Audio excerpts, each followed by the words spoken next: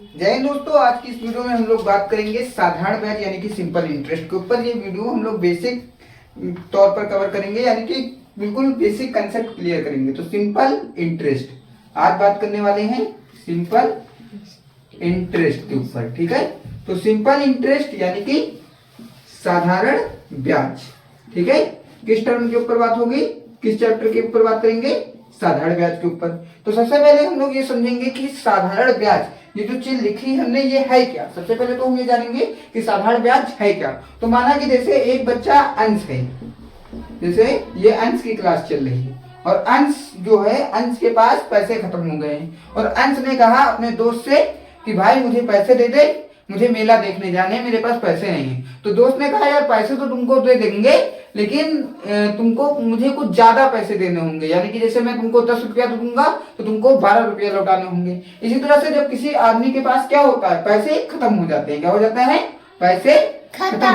जब किसी आदमी के पास पैसे खत्म हो जाते हैं तो वो किसी दूसरे आदमी से पैसे उधार मांगता है। क्या करता है, उधार। जैसे 100 रुपए खत्म हुए, अब उसने दूसरे आदमी से 100 रुपए मांगे। ठीक है, उसने उसको कितने दिए, 100। यानी कि 100 रुपए खत्म हुए और 100 रुपए मांगे, उसको कितने रुपए मिले, 100 रुपये मिले। और लेकिन उसने कहा मैं तुमको 100 रुपए तो दे रहा हूँ भैया, लेकिन आपको क्या करना होगा, आपको जब मुझे लौटाओगे तो मुझे फायदा क्या मिलेगा। तो उसने कहा मुझे 10 रुपया बढ़ा के दे देना, 100 के कितने दे देना, 110। यानी कि तुमको भी आज 100 रुपए की जरूरत है, तुमको आज 100 रुपया भी मिले जा रहे हैं और मुझको भी 10 रुपए का फायदा हुआ जा रहा है। तो साधारण ब्याज क्या होता है, तो साधारण ब्याज, अब समझो साधारण ब्याज क्या है। हमने भैया उधार कितने रुपए लिए थे, 100, हमको हमने वापस कितने दिए, 110। तो जो 10 रुपये हम बढ़ा कर दे रहे हैं, जो 10 रुपये हम बढ़ाकर इंक्रीज करके दे रहे हैं, वही क्या है मेरे भाई, वही साधारण ब्याज है। जैसे हमने कहा 50 रुपये उधार लिया, 52 रुपया दिया, तो ब्याज कितना हुआ, 2 रुपये। तो साधारण ब्याज कितना है, जो रुपया हम बढ़ा के दे रहे हैं वही क्या है, ब्याज है। क्या है, ब्याज। ठीक है, अब जैसे हम पढ़ के भी बता देते हैं, लिखा है कभी कभी हमें वस्तु खरीदने, वस्तु अथवा यंत्र को खरीदने, व्यापार करने, फैक्ट्री खोलने, बच्चों को उच्च शिक्षा उपलब्ध कराने के लिए किसकी आवश्यकता होती है, धन की। यानी कि हम अपने जीवन में रोज हमको किसकी जरूरत होती है, मनी की जरूरत होती है। जब हमारे पास आवश्यक धन नहीं होता, यानी कि जब पैसा नहीं होता तो हम पैसा लेने कहाँ जाते हैं, या तो बैंक जाते हैं, जो हमको क्या देता है, पैसा देता है। लेकिन पैसा तो हमको देता है, लेकिन हमसे जब वो पैसा लेता है तो हमसे ज्यादा पैसा लेता है, और जितना ज्यादा पैसा लेता है वही क्या होता है, ब्याज होता है। क्या होता है, ब्याज। परंतु बैंक या धनवान व्यक्ति इस शर्त पर पैसा देता है कि धनवान के बदले कि दिए हुए धन के बदले कुछ अधिक धन मिल जाए। जो अधिक धन होता है वही क्या होता है, ब्याज। तो ब्याज समझ में आ गया क्या होता है। जैसे हमने कहा हमने 80 रुपया उधार लिया, कितना रुपया भैया उधार लिया, 80। हमने वापस कितना दिया, 84। तो जब हमने 84 वापस दिया तो ब्याज कितने रुपए का दिया, 4 रुपए का। हमने कहा हमने कितने रुपए उधार लिए, हमने उधार लिए 1120 रुपए, वापस कितने किए, 1124 रुपए। तो ब्याज कितने का दिया, 4 रुपए का दिया। तो ये वीडियो जो है बिल्कुल बेसिक कंसेप्ट क्लियर करेगा आपका, जो बिल्कुल बेसिक कंसेप्ट होना चाहिए। अब जब हम साधारण ब्याज को पढ़ते हैं तो अभी तक हमको ये मालूम होगा ब्याज क्या है। अब भैया ये बताओ, जैसे हमने अब इसमें एक शब्द आता है मूलधन। क्या आता है, मूलधन, जिसको इंग्लिश में कहते हैं प्रिंसिपल। क्या कहते हैं, प्रिंसिपल।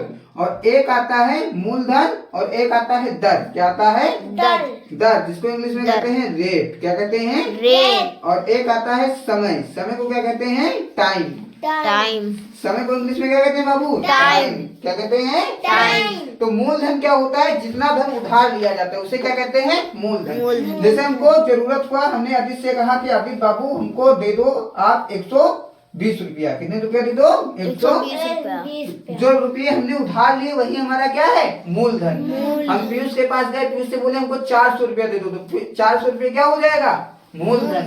हम अंश के पास गए, हमने अंश से कहा 600 रुपए दो, तो 600 रुपए क्या हो जाएगा, मूलधन। तो मूलधन में हम क्या लिखेंगे, जितना धन उधार लिया जाता है उसे ही क्या कहते हैं, मूलधन। यानी कि जो धन उधार लिया जाए, जितना धन उधार लिया जाए, क्या होगा, जितना धन उधार लिया जाए, जितना धन उधार लिया जाए उसे क्या कहेंगे? मूलधन। मूलधन कहेंगे। क्या कहेंगे बाबू? मूलधन। मूलधन किसे कहते हैं? जो धन उधार लिया जाता है। उसके बाद आता है ब्याज। क्या आता है? ब्याज। तो ब्याज के बारे में हमने पहले भी बता दिया, यहाँ पर भी बता देते हैं। क्या बता देते हैं? ब्याज के बारे में। तो ब्याज के बारे में समझो, उधार दिए गए धन के बदले में जितना अधिक धन, यानी कि जितना, जैसे हमने ब्याज बताया था 100 रुपये लिया था। कितना लिया था? 100 रुपए। 100 रुपये, और उसमें हमने 124 वापस किया, तो जो 24 रुपया बढ़ा कर दिया है वही क्या है हमारा? ब्याज।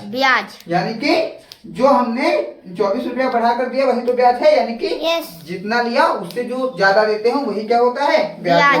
फिर उसके बाद आता है मिश्र धन। क्या आता है? मिश्र धन। अच्छा, मिश्र धन क्या होता है? अब हमको ये नहीं मालूम, तो मिश्र धन को समझते हैं। क्या समझते हैं? मिश्र धन। मिश्र धन का मतलब होता है अमाउंट। क्या मतलब होता है? अमाउंट। क्या होता है? अमाउंट। मिश्र धन का मतलब होता है अमाउंट। जो मूलधन होता है, क्या होता है? मूलधन। मूलधन का मतलब क्या होता है? जो उधार लिया। जैसे हमने 50 रुपया उधार लिया। कितना उधार लिया? 50। उस पे 5 रुपया बढ़ा कर दिया। कितने रुपया बढ़ा कर दिया? 5। यानी कि 5 रुपया क्या दे दिया? ब्याज। तो जो टोटल हुआ, यानी कि 55 रुपया जो हमने वापस किया, 50 लिया था, 55 वापस किया, 50 लिया, 55 वापस किया, तो जो 55 वापस किया वही क्या है हमारा? मिश्र धन। क्या है? मिश्र धन। यानी कि अमाउंट है। क्या है? अमाउंट। हमने कहा हमारे पास 400 रुपए हैं। कितने रुपए भैया? 400। हमने किसी को वापस कितने कहिए? 420। तो 400 रुपए जो उधार लिए वो क्या है? मूलधन। और 420 जो हमने वापस दिए वो क्या है? मिश्र धन। यानी कि जो रुपया उधार लिया जाता है वो मूलधन, और जो वापस किया जाता है उसे क्या कहते हैं? मिश्र धन। अच्छा, आप समझो मिश्र धन बनता कैसे है? नोट कर लेना सारी चीजें।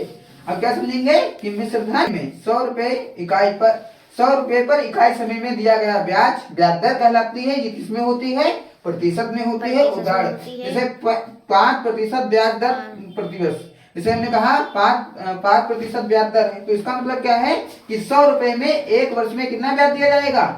5 रुपए। कितना ब्याज दिया जाएगा? 5 रुपए। 5 रुपए। ठीक है।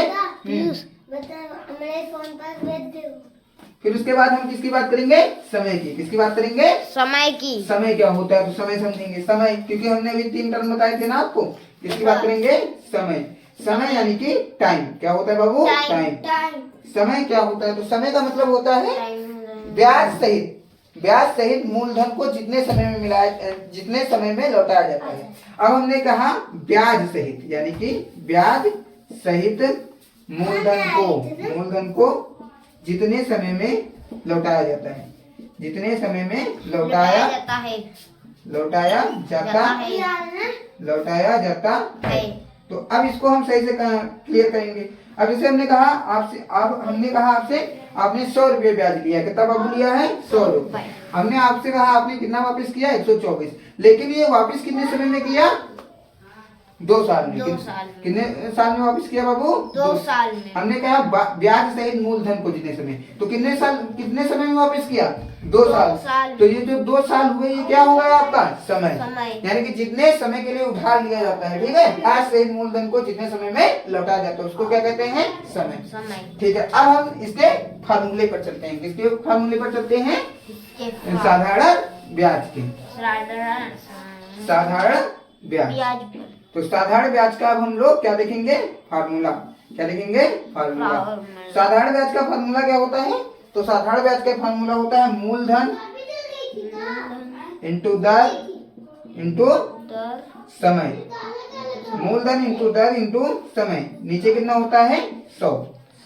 मूलधन इंटू दर इंटू समय अपॉन 100। ठीक है। तो अब देखेंगे, तो साधारण ब्याज को इस तरह से समझ लेते हैं, मूलधन, ब्याज दर तथा समय के गुणनफल। यानी कि मूलधन, ब्याज दर ये हो गई, और समय। मूलधन, ब्याज दर और समय के गुणनफल को 100 से भाग देने पर जो प्राप्त होता है वही क्या होता है? साधारण ब्याज। तो साधारण ब्याज का फार्मूला में हम 100 से भाग दे देंगे तो जो मालूम होगा वो क्या होगा? साधारण ब्याज। इसको इस तरह से भी लिख सकते हैं, सिंपल इंटरेस्ट, यानी कि SI बराबर P into R into T upon 100।